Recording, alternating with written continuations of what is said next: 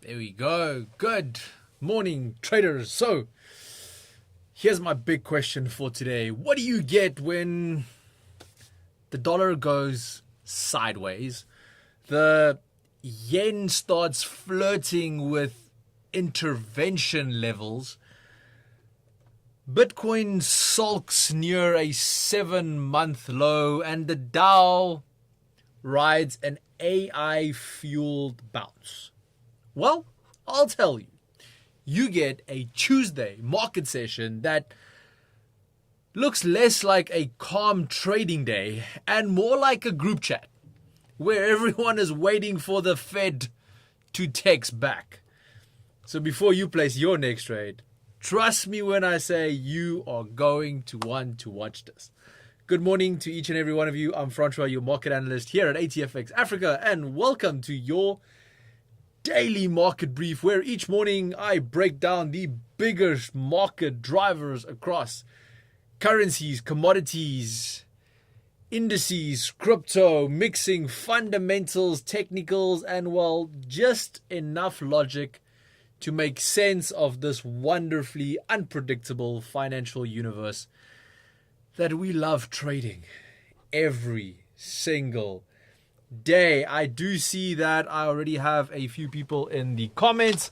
Love it. Let me know where you are joining from today. If there's any questions that you might have, let me know in the comment section as well. And I'll be happy to answer, assist, provide guidance where I can. The only thing that I cannot provide is financial advice. So as long as we are all clear on that everything shared during this session today is for informational purposes only, well, then we are going to have a great day. So please, nothing shared during this session is to be considered financial advice. And then I see I have people logging in here today from Eswatini. I love you guys in Eswatini. Like, I really want to go back there. It's just a beautiful country to start off with. Like, lovely mountains everywhere. But yeah, let's kick off today. Let's jump right in. And I want to start off today with USD JPY, aka the Ninja. And the reason why is, well, because the yen is not just a currency right now. It's more like a political battleground, okay? When we have a look at the broader dollar backdrop, the dollar index is currently muted at 100, moving sideways for a fourth straight session, despite a clear dovish tilt from the Fed. We also saw Fed officials, including Christopher Waller, Mary Daly, John Williams, all of them have leaned more now towards the idea of a near-term rate cut. And markets are now pricing in an 81% chance of a 25 basis point cut in December. Now, this is up from 42% like a week ago. Just think of the craziness here. So the macro message at this point in stage is clear. The Fed is still data dependent. But the market is leaning heavily towards easing. Now, if we look on the yen side, the yen has been under sustained pressure, weakening since early October after the new Prime Minister rolled out a large fiscal package and signaled ongoing loose monetary policy. That combination has raised concern about Japan's fiscal health, keeping the yen on the back foot. Officials are also now ramping up verbal intervention. Advisor Ada said Tokyo is ready to actively intervene. That's a big statement. To say that Tokyo is ready to actively intervene is a massive statement. The Bank of Japan governor and finance minister have also warned against excessive weakness.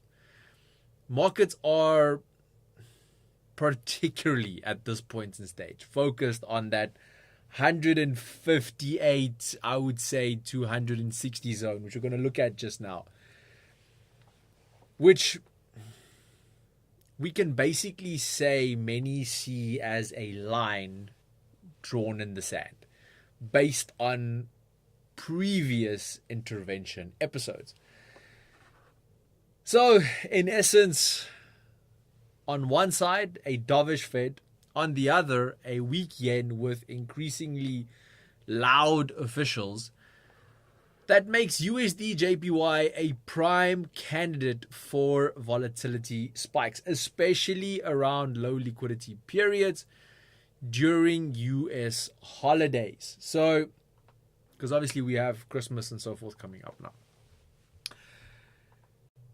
So looking at the charts, we can see USD JPY is currently trading around 156.4. Took a bit of a drop this morning, slightly lower on the day. Now, price has completed, a bit of a downward impulse towards this, let's call it 156.16 area. And is now forming a consolidation range, ranging from there to around this 157.1. Now, a break to the upside from this range could see a corrective move towards this high point here at 157.9. And after that, the broader structure still points towards a renewed downside leg. Now, we might actually then see a bit of a double top forming here, maybe with that downside leg targeting low point here at 154.8, and even potentially, if momentum extends all the way down here to 152.1. These are all possibilities at this specific point in stage. Now, all of this sits under the psychological shadow of this very big 160 level that's just looming up there at the moment. Now, this is a level that many still view as a potential immediate trigger for hard intervention rather than just talk. So, here's my question to all of you. And I would like to see some participation in the comment section. Now, obviously, if you're unable to comment, please remember that you need to subscribe. And if you haven't done so yet, also just hit that like button while you're busy. So, here's the question. Is this current bounce that we are seeing here on USD JPY just a corrective breather before a deeper pullback? What's your opinion? Or is this the early stages of another leg higher that pushes policymakers closer to that intervention threshold? Please share your comments with me regarding this in the comment section. I would love to hear from you on this point. Okay.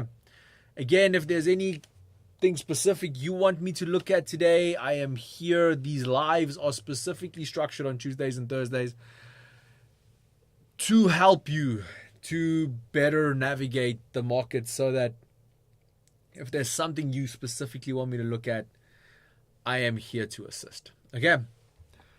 While you guys write me those messages, let's move on to cryptocurrencies. So,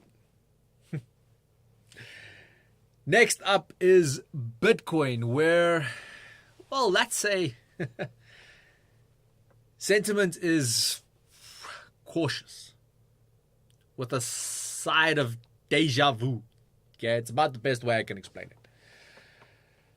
On the price performance side, Bitcoin is trading, last time I checked was 88,100. Let's actually quickly have a look. That actually dropped now. So we went from 88,100 a little bit earlier. We're currently sitting at 86,800. Now, this is down about 0.3% on the day. Now, over the past 4 weeks, we've dropped roughly 23%. Over the past 12 months, we are also down between 4 and 5%. So, despite previously trading above $100,000 earlier this year, Bitcoin is down for the year. Like, we might actually end 2025 lower than where we started.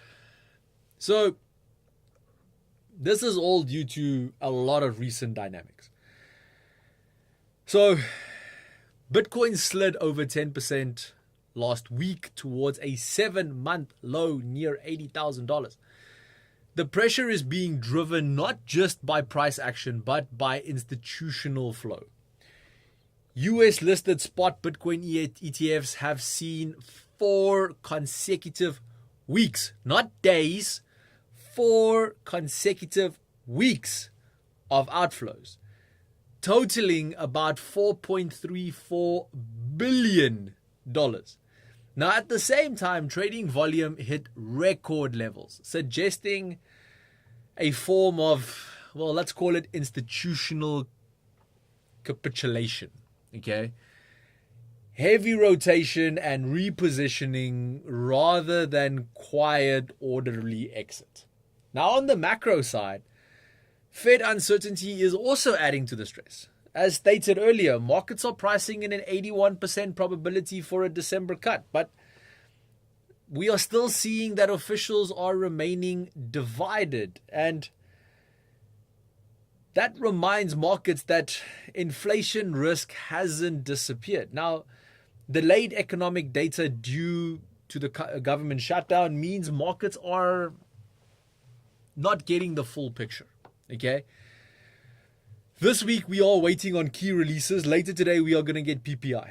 Okay? We're also going to see retail sales, etc. And later during the week, we'll get PCE and so forth as well. Now, from a sentiment perspective, it's a classic risk asset squeeze right now. ETF outflows, macro confusion, and no fresh positive catalyst yet, which is not very beneficial to the market right now. Let me put it that way. Now, if we look at the charts, the recent drop towards $80,000 is being treated as part of a corrective wave in the larger bull cycle. Okay? Especially if we go to some higher time frames. Now, the pullback is roughly 37%, which, yeah, if we're looking at it at the moment, it's about a 37% drop, which, if you go back and look at historic data, this aligns with prior wave corrections, where we saw retracements between 31.8 to about 61.8 of their preceding moves. Now, additionally, if we have a look at the Bitcoin Fear and Greed Index, this has been below 15. Now, if you don't know what that means, 15 is extreme fear. And this has been since mid-November. And this is similar levels that we have seen near major historic lows. So technically there is still room for a deeper correction, like probably towards the support here sitting at $76,000, while the longer term framework still allows for significantly higher predictions if the broader cycle plays out. Now, for me, key takeaways here would be short-term downside remains possible, but the structural view still frames this as a correction within a bigger bull trend rather than a confirmed long-term reversal. So let me know your opinion. Is this just another chapter in Bitcoin's recurring extreme fear before major move story? Or are we seeing a more sustained shift in institutional appetite via those ETF outflows? I would love to hear your opinion on this as well. Okay. Are you going live for PPI? I thought about it, but even if we have a look at NFP we got last week, the move was nothing out of the ordinary. And I think at this point in stage, the move is only coming about the following day or so forth. So I will definitely be breaking PPI down in tomorrow's market brief. But yeah, there's no large movements at the moment surrounding these news events that is making them tradable, in my opinion. I almost feel that the risk is higher. I would rather use the data and position myself accordingly over the next couple of days than trying to catch spikes that I don't really see there at this point in stage. I hope that makes sense. Bitcoin might go for shorts to the 80,000. Well, we already did. So Bitcoin has already gone for shorts to the $80,000 mark. And hence why I said, like, I don't see a drop. If we get a drop now, I don't see a drop just back to $80,000. I literally see the potential. I mean, even if we go here, so if we have a look, let me pull up a channel here.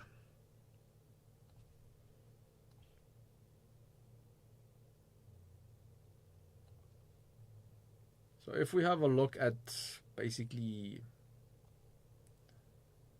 this general area here where we've been trading for a while, if we have a look here,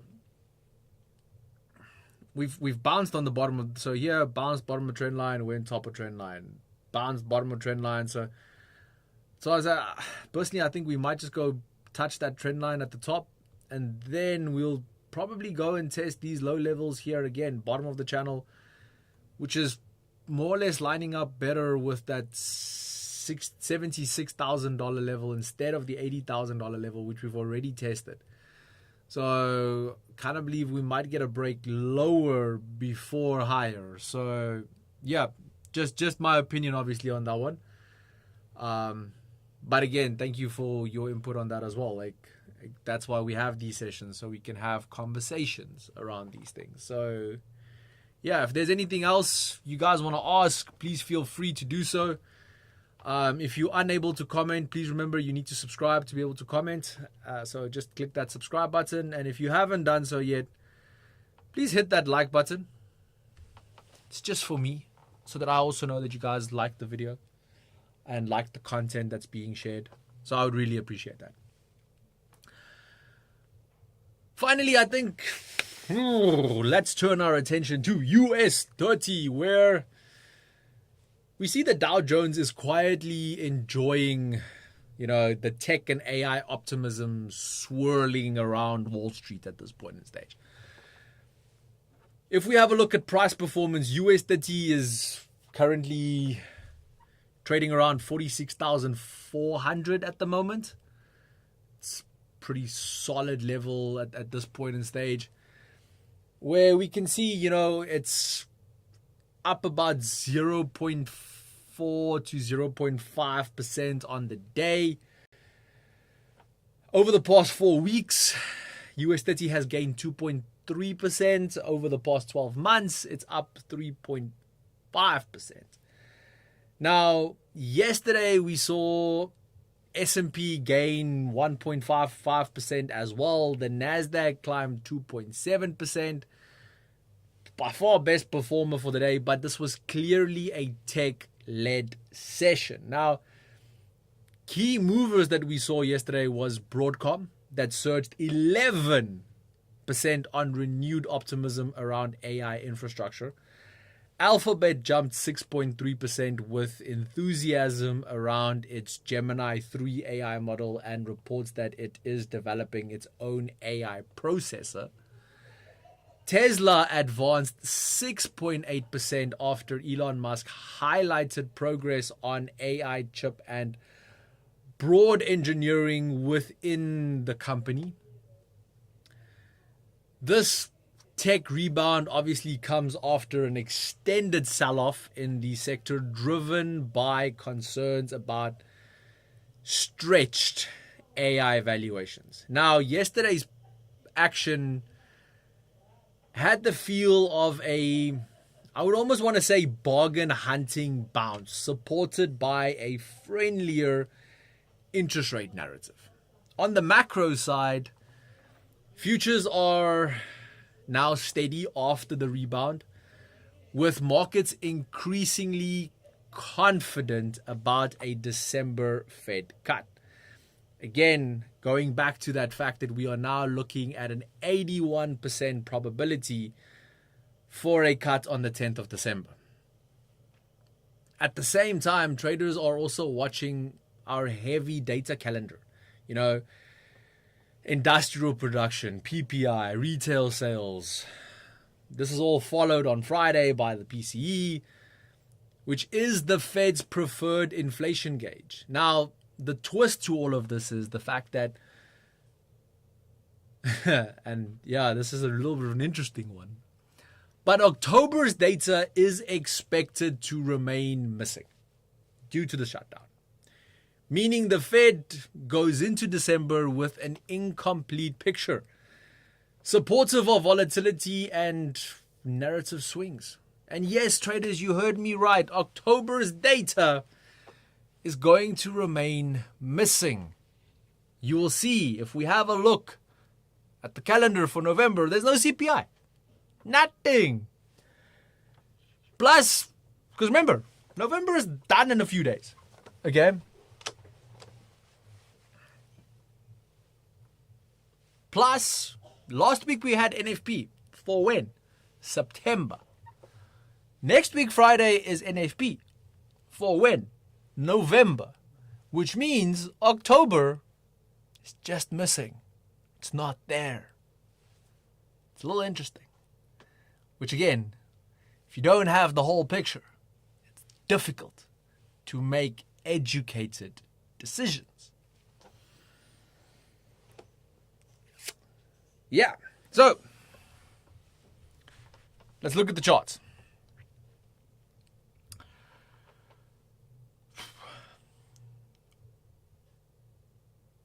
From a technical perspective, we are currently trading in a bit of a resistance zone here at the moment. Now, if we have a look at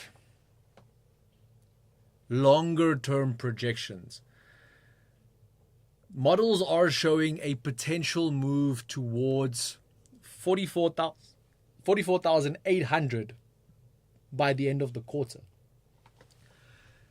Now, if we go to a larger time frame, because I can't even fit it on here, 48,800 is down here, which is low points we haven't seen since September. Okay, so all of this AI rally is expected to still decline a bit further. And again, expected. It's not guaranteed it's going to happen. It's expected to decline to around 44,800 by the end of the quarter. But to make matters worse, during the course of the next 12 months, models are projecting US 30 to drop all the way to 40,700. Again, not guaranteed, but this is what the data is currently showing. So, but we also need to understand that that doesn't speak to short-term intraday levels, but it does frame a backdrop where current prices are above those projected baselines. Okay.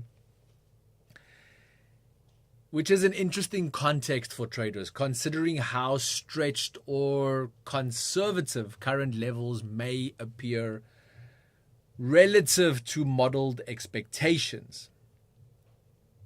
So let me know in the comments, does the combination of AI enthusiasm and rate cut hopes, in your opinion, keep the US 30 index elevated? Or do you think upcoming data releases could bring us back down to earth, if that makes sense in any level? If we do look at US 30 on a little bit of a lower time frame, there is a bit of a consolidation zone, right here. Now, should we get a break above 46,600 today, that could potentially lead back to a retest of this resistance sitting here at 47,200. Nice little intraday trade. Or if we break below, I would go 46,150. That could lead to a short-term retest of this 45,700 level, which obviously, if that breaks, those larger correctional models that I just spoke about does come into play. Okay. I do see I have a comment here. We appreciate you, bro. Keep it up. It's absolutely only a pleasure. Thank you so much for the kind words. But yeah, traders, you guys have been very quiet today. I don't know if it's just month end or the markets are just scaring you all that much that you don't want to talk to me. But as we head into today's session and,